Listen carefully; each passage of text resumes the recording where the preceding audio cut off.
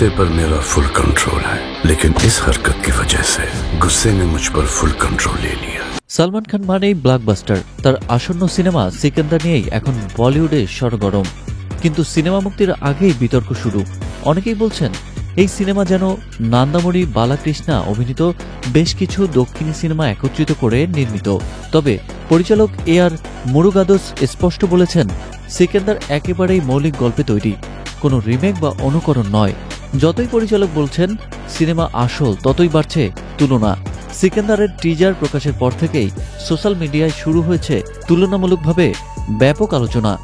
অনেকেই দাবি করছেন সালমানের লুক, অ্যাকশন স্টাইল, এমনকি কিছু দৃশ্য পর্যন্ত নাকি প্রশান্ত নীলের সালার ও শাহরুখ খানের জওয়ান থেকে নেওয়া হয়েছে।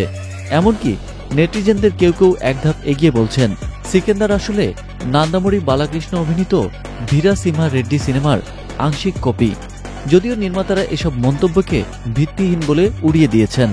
এই সিনেমার অন্যতম বড় আকর্ষণ সন্তোষ নারায়ণের মিউজিক পরিচালনা।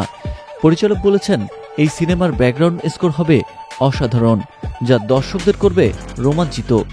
সিনেমার চিত্রনাট্যের মতোই মিউজিকেও থাকবে আলাদা স্টাইল, আলাদা ফ্লেভার। সিকান্দারে সালমান খানের বিপরীতে অভিনয় করছেন দক্ষিণী সেন্সেশন রাশ্মিকা মান্দানা। এছাড়াও গুরুত্বপূর্ণ চরিত্রে থাকছেন কাজল আগারওয়াল, অঞ্জিনী ধাওয়ান, প্রতীক বাব্বর, শর্মন যোশী এবং প্রবীণ অভিনেতা সত্যরাজ।